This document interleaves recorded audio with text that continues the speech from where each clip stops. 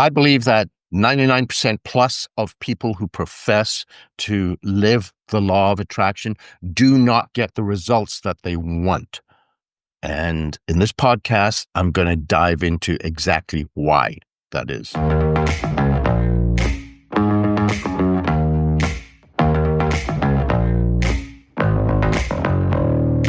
There are many people who profess to live by the law of attraction, but I believe that almost all of them do not get the results they want. And that's what this podcast is about. So, first of all, let's dive into what is the law of attraction. Well, simply put, it states that what you focus on and infuse with emotion is what you start to create in your life, what you start to manifest. And there's a way of understanding this from a scientific point of view and from a much more woo-woo point of view. And I want to touch on that. From a scientific point of view, we have a way of filtering information. We get so much information from the world out there. There's more than we could ever process. So our brain has to sort out what is important to us. And we have something called the reticular activation system in our brains. And what that does is it filters out all these billions of bits of information to highlight and bring our attention to what is important to us. So, for example, if you suddenly decide, I need a new car, you may be driving to work the same way you've driven for weeks, months, years, and they may have been a billboard there for years. But suddenly, now you see it and you go, oh, I like that. I think that's something like what I want. And that's because your reticular activation system is allowing that information to come through. It wasn't relevant to you before. Now it is, because you're thinking, I want a new car. And so you're looking for information for that. So in the same way, if you set goals, if you create a vision and if you focus on that, you start seeing opportunities and things that may be synergistic to that you might not have noticed if you didn't do that. And whatever you tend to focus on is what the reticular activation system will filter for. So there is some correlation from a scientific point of view around this. Now, in the more spiritual approach, what a lot of the New Age thought is, and not just New Age, a lot of spiritual thought says that what you focus on and infuse with emotion is what you will attract to you. So if you have a goal, if you have a vision, you create it, you imagine it as if it's already here, and you feel what it would be like to be living that life and all the amazing feelings. And what it says is that it's sort of like your unconscious mind. You're programming your unconscious mind with these pictures and images and emotions, and it sends these out to the universe like signals, and you start attracting things that will be there. Or if you look at a different way of looking at it, which actually ties into string theory and quantum physics, which says that there are infinite number of worlds out there with every single probability. What this approach says is that as you feel what it would be like to live that life, to feel those emotions, you change your vibrations and you actually jump realities to where that is already happening. So those are a couple of approaches that explain what happens. But what I have seen, what I've found is that the majority of people who profess to believe this and to live it do not get any substantial results. There may be little things that happen, but for the most part, it doesn't work. And there's a few reasons for this. One is there can be selective focus. When something does work out, people obsess on that and focus. See, it works, but they don't look at all the other things that did not happen, that did not emerge from the vision. They hold on to that to rationalize the belief. Another thing that gets in the way of this is a form of spiritual bypassing, where people aren't getting what they want, but then they rationalize around it as if they are. So what I've found is when people set goals, there's personal goals, there's three general areas. There's health, there's love, and there's money. It really falls into those three buckets. And so what I've seen with a lot of people who want money but are not getting it, they rationalize it away and they say, "Oh no, that's okay. I have abundance. I have an abundant life. I have an abundance of friends. I have an abundance of wonderful experiences in nature." No, they wanted money. They didn't get it. You can't be a little bit abundant in that way any more than you can be a little bit pregnant. It does not work. So people don't want to admit that they're not getting those results.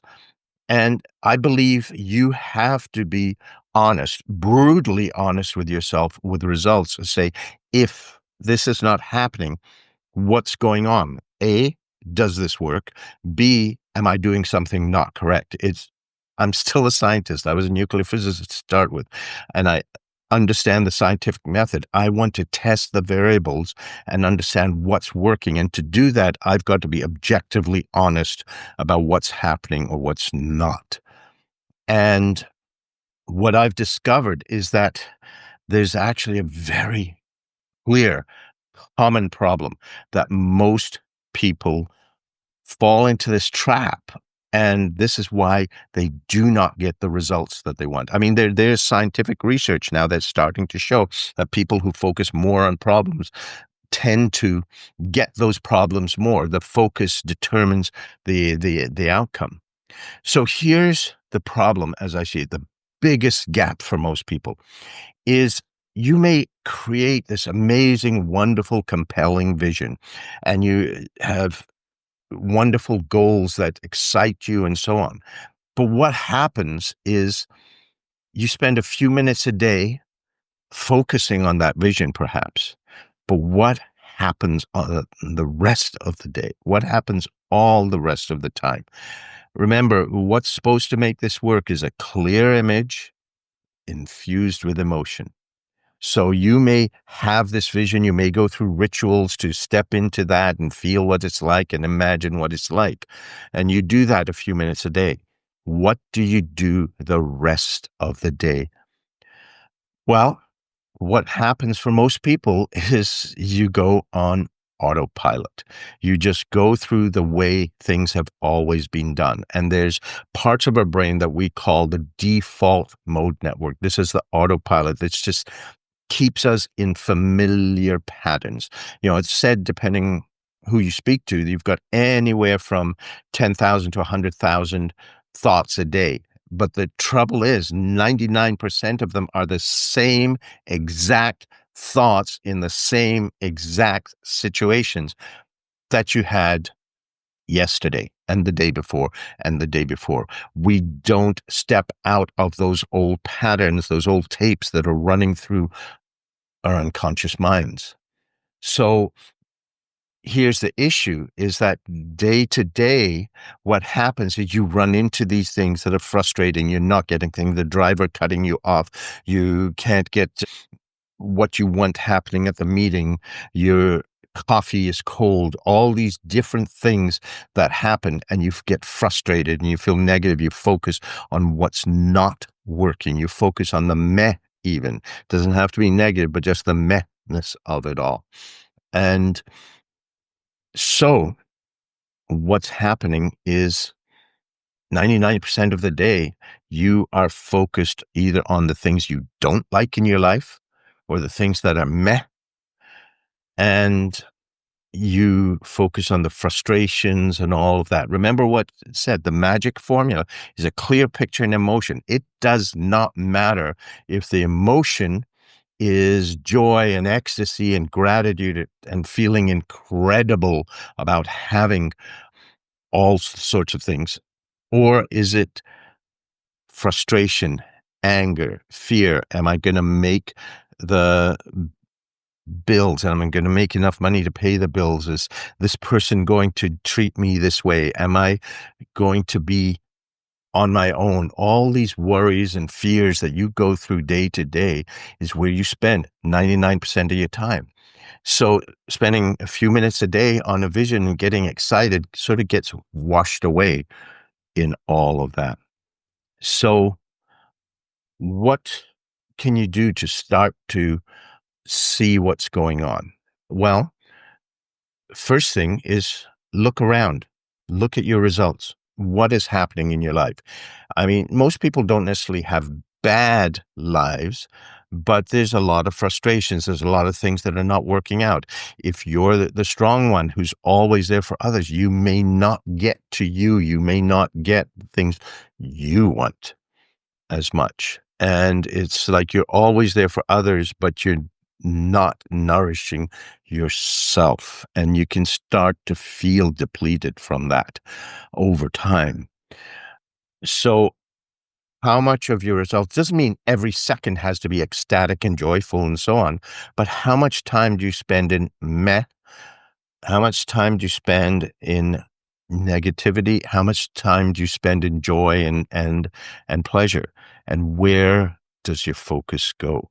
And again, these are habits that are anchored into your default mode network so that you focus on those because it's what's most common. It's what you know.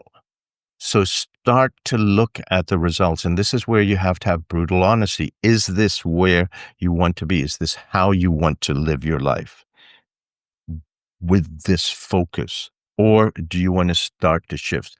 This is not about your conscious thoughts. This is about your unconscious. Your unconscious mind runs 99.9% of what you do. Your breathing cannot be run effectively by your conscious mind. It is very much an unconscious process, even clenching your fist. You cannot consciously control all the muscles that do that. You learned bit by bit when you were a baby, muscle by muscle, but then it got programmed in your unconscious. Almost everything that you do is run in your unconscious mind, including your thoughts. So this is about changing the track for your unconscious thoughts so that you change your focus in your life, so you change your experience. Whether you manifest or attract things or not, you can raise the quality of the experience that you have by where you focus. So how do you break free? I mean, this is about deprogramming old tapes that you don't even know that you have. This is about finding a way to get rid of stuff that's always been done, these thoughts, these, 9,999 thoughts that are the same as yesterday that aren't really serving you. So what can you do? I mean, this is a significant task if you're really determined to do this, and you could probably use support from a coach or a counselor to help you deprogram old patterns. But there's some things you can do to start. Okay, so I want to give you a couple of ideas on things that you can do to actually start this process of taking it from your unconscious to your conscious and then starting to reprogram where you're going. So one exercise you can do for a week is to chart your thoughts, to literally write down everything you think about. Don't judge, don't do anything about it. Just write down what thoughts keep coming up. So you could put a reminder on your watch every half hour, pop up, or on your phone, and just notice what the thoughts were in your head and jot them all down and start to see what things start continuing to run. When things are going well, in particular, notice what your thoughts were leading up to that experience. When things are not going well, notice what your thoughts were leading up to that experience and after. What you'll find, if you're like many others, is that while we may have certain patterns, certain thinkings that lead us into great experiences, you may let them go.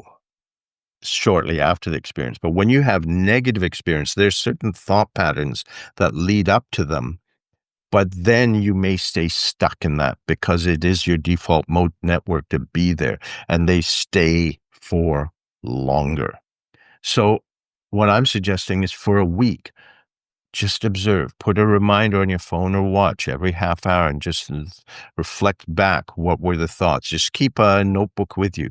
And it could be at other times, even between those alarms. And as you notice the thoughts, don't change them. Don't try to push them away. Don't try to force them, because the more you try to push something away, the more you reinforce it. You're just observing and just notice. Start to become aware, and then start to see if it makes sense with the experience that you have in life, with what's happening. A second thing that I believe is the biggest barrier to this is that where those unconscious thoughts come from is that head chatter, that monkey mind. They just keep going around and around, and you wind up beating yourself up or complaining or frustrating yourself. That, I believe, is the biggest barrier to really experiencing life more fully, and to starting to focus more on the things that you want, because that's where the default mode network runs all that old self-talk, all those old tapes. So what would you say if I told you I could show you how to turn that off just like that at the snap of a finger? All it would take is a week for you to practice. There would be a few minutes a day, and not all at once, just 4 or 5 times during the day, a minute or so to practice this. And then once a day, 5, 10, if you want 15 minutes to really build the muscle. But within that week, you would be able to turn that self-talk off so you can be more present where you are. Now, if you want to play with that, that's another thing that you could do. I have an absolutely free e-course. Just go to silenceselftalk.com and you can start that right away. But these are two things. First of all, one is to become aware of what your thoughts are. And the second thing I found is just to shut that off. I'll be honest, I found very little use for the self-talk, for the head chatter, for the monkey mind. When I'm comparing 2 boxes in the grocery store to look at ingredients, that might be useful. Sometimes other things are, but for the most part, I found that 99.9% of the time, that self-talk is destructive, negative, and just stuck in things that take me out of the moment and wind up beating myself up or demotivating me. And I find it so much easier to just shut that off, be present, and move forward. So what do you think? Are you creating the world that you have, or are you not?